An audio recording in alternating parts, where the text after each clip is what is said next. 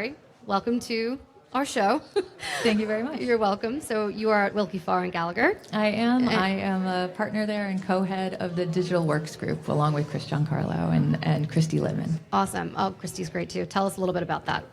So we are a group, we're soup to nuts for all things digital asset. My background is similar to Chris's. I started my career at the CFTC and have always focused on the innovative, going back to digital products in the environmental space in the 2000s, and then got involved in crypto in 2013. I was the first general counsel of LedgerX. Got them registered with the CFTC. Yeah. That is early days right there. And then went back to private practice, and I assist clients navigating the complex regulatory regime and transactional issues of digital assets across the board. Still do environmental, still do data, water, crypto, tokenization, all of it. And Christy is, ex-SEC, head of the Crypto Cyber Task Force and Enforcement, and of course Chris Giancarlo, prior chairman. And we help from financial services to tech to corporate to employment, help clients kind of build in this space. Powerhouse right there. Yeah. Power team. How have you seen that change over the last 6 months, would you say, since the new administration came in? Yeah, you may have front row seat. Yeah. So it is very exciting. I mean, I think it's very exciting just to see the energy back in the industry and to have, so I had a number of clients that left the country post FTX and just the fear of the crackdown and just the unreasonableness of the SEC.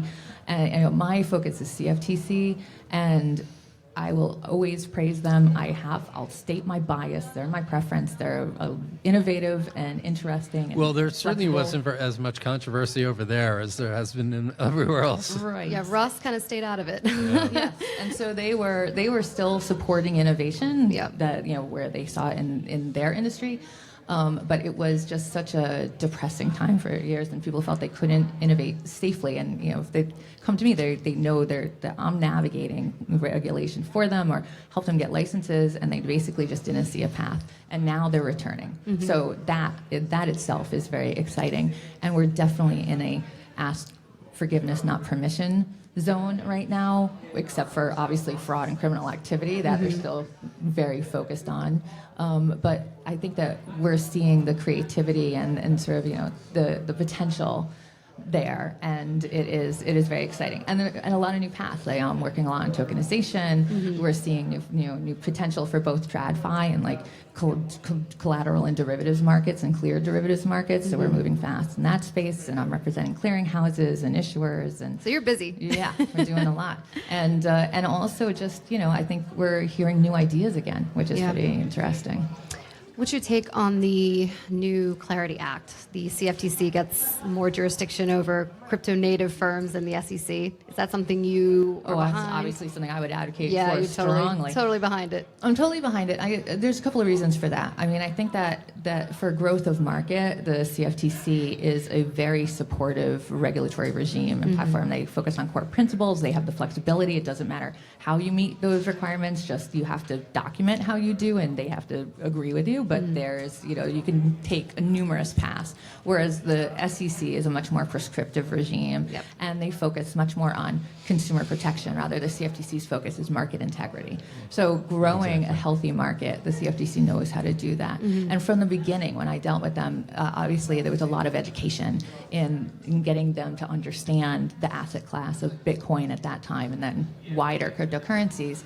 But they are also flexible in that mind and accept okay, well, that's just another asset class. Like we already have other intangible asset classes. We already have, renewable energy certificates. We already have things that are only in the ether, and we've already deemed them to be physically delivered and capable of being so. And so, gotcha, It felt like the SEC was reaching in. Yes. I mean, especially now, because it seems like the SEC is saying, no, let's be very careful about what we're trying to do in protecting the securities that we're To draw the regulating. lines. Yeah. And that the stuff that doesn't belong with us, we don't want it here. Right. And they were absolutely, under Chairman Gensler, they're very jurisdictional hungry. They're very aggressive.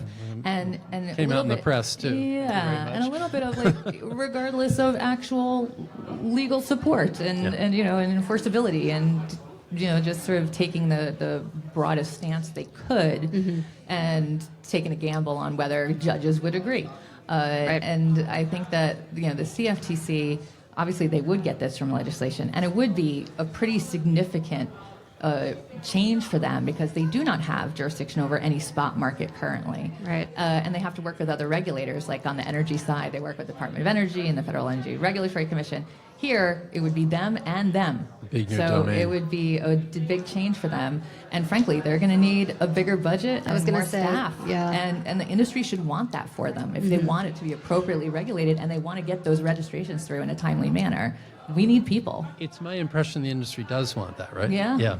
Yeah, and that would take an act of Congress. Obviously, the Senate Ag Committee is the one that oversees you guys. Yes. CFTC, I say you guys, your Yeah. former CFTC, Former but guys. oversees the CFTC. What's your take on the exodus we're seeing right now at the CFTC? A lot of top talent leaving. I say the ladies are leaving the room. Yeah. All the female commissioners are leaving. Brian Quintenz is coming in to take over the agency. You've obviously worked with Brian in the past. You're familiar with him. What's your take on the agency's direction now that Brian's coming in? I think everyone is looking so forward to him joining. I think that first of all, he is a very thoughtful person on policy, and I think he has such a depth of understanding of our space, but also just the derivative space. And This show is being brought to you by our sponsor, Truflation. Professional investors and economists and probably any casual observers know that government inflation statistics are only an approximation of what real inflation is. Not only that, but the government has a conflict of interest because high inflation can be so damaging to the economy, the deficit, and our $36 trillion in debt. Truflation collects over 80 million pricing data points. Most are updated daily to reveal inflation with precision for asset managers, governments, companies, and the general public. Check them out at truflation.com. And also he is a good manager. So I think that we're looking forward to sort of a more efficient and better sort of better categorizing what their objectives are and moving the It seems there's industries across the board forward. It feels like there's a mission problem there. Yeah. And the exodus has been hard. I think that it's anyone in the federal government is struggling a little bit right now. It's been a rough road for the last few months. But it is, I think it's tough when people leave and you have a little bit of instability and it's uncertain when it's going to change. They don't really know when it will be Chairman Quintenz. And so We have a nomination hearing for him next Tuesday now. The Senate Ag Committee scheduled that. They so scheduled it, yeah. we're on the way to putting Brian in place if the Senate confirms him. Yeah, and even without legislation, I think there is a lot that the CFTC can do, looking at the authority that they already have and providing additional guidance, similar to the efforts going on right now at the SEC with the task force and the roundtables and the interaction with it. And without intrusion from encroaching agencies. Yeah. Rulemaking, I suppose, will take a while, but you guys can put out guidance, is what you're saying, similar to how the SEC has been doing that in the last couple months. Yeah, I think that we can expect some more guidance and things like that. I think there's probably fewer topics. I mean, the custody at the SEC is such a massive one, and and just the challenges for registrants, which are fewer on the CFTC side, but still there. There's the question of what can a futures broker, a futures commission merchant, like what can they custody, what can they do in the crypto space? I think that we'll see an expansion for regulated entities of what kind of activities they can do. I think that we will see a lot more discussion of like the types of products and they've done 2 requests for comment recently, one for perpetual derivatives, which we're seeing regulated exchanges already offering and announcing offerings. Can you explain that just a little bit for our viewers, just in case they don't understand what perpetuals are? So perpetuals are a derivative product that was basically created for the crypto market by non-US exchanges.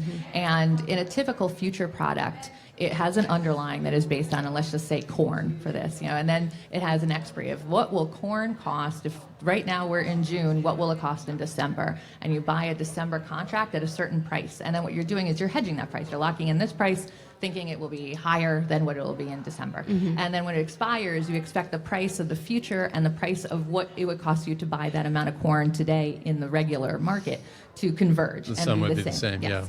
Perpetuals do not have an expiry, or maybe they have an expiry in 5 years or 10 years. So you're not converging, and it is always settling to the spot price on a regular time, every hour or so. And then basically there's the divergence between that price and the spot price is like the finance fee, that there's a finance fee attached. So you can margin and trade, you're basically hedging your risk into spot. Originally designed for Bitcoin miners when they did not have a lot of availability for hedging their risk.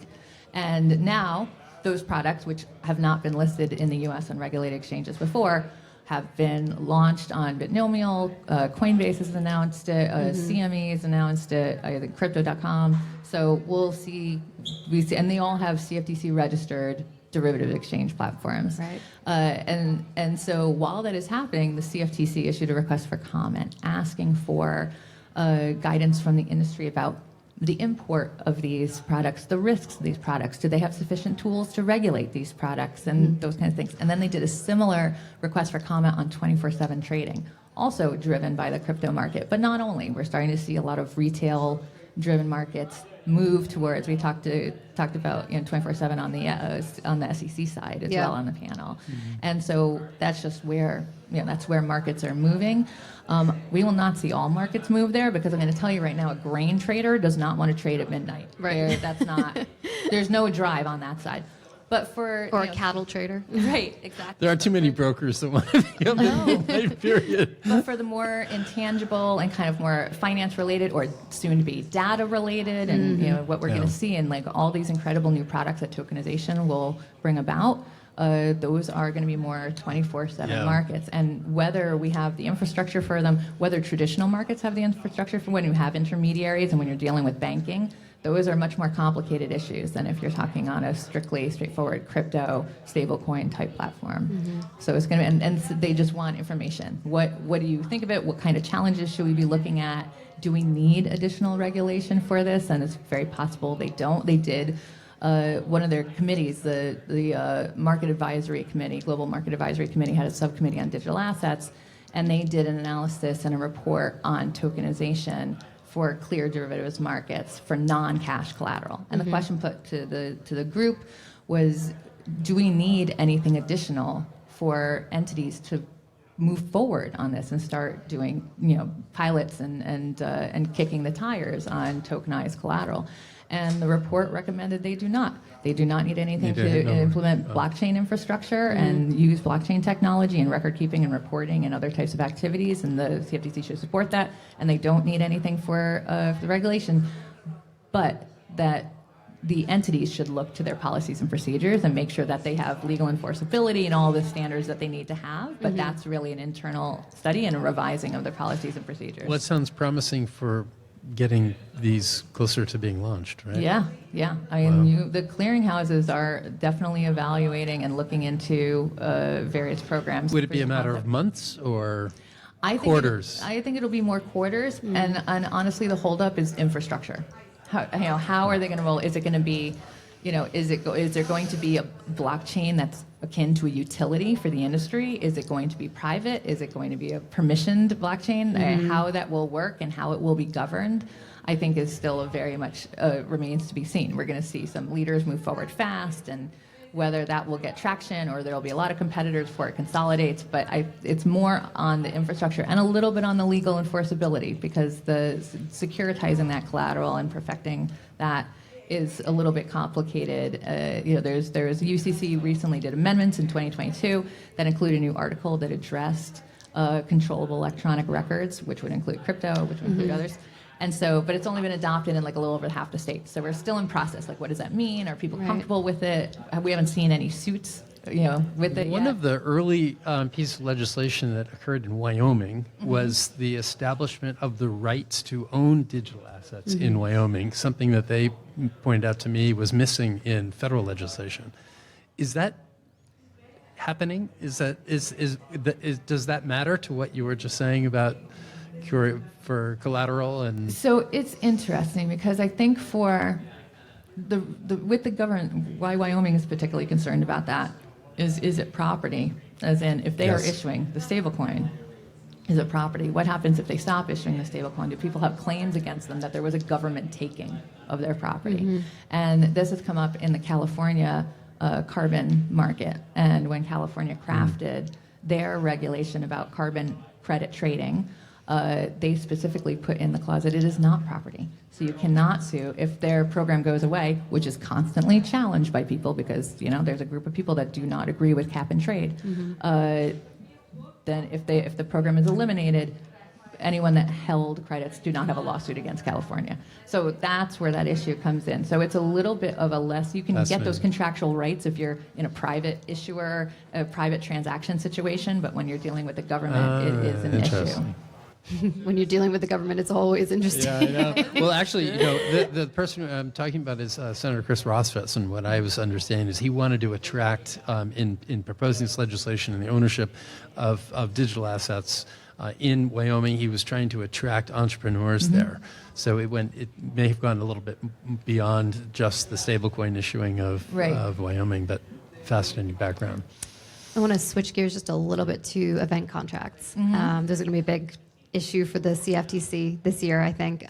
Brian Quintenz is obviously on the board of Kalshi, which is a centralized event contracts market. And then Polymarket is obviously the blockchain version of that. In your opinion, kind of where do you see Polymarket fitting in this new regulatory environment? Well, I think Polymarket will have to make that decision, but I would expect that they are going to work with regulators to either start their own regulated exchange and obtain a license and move forward on that side, or acquire one. But I would expect in this environment, they're studying that very, very closely. And we have Kalshi, and there's others, Nadex, which is acquired by Crypto.com, as one of the earliest event contract offers.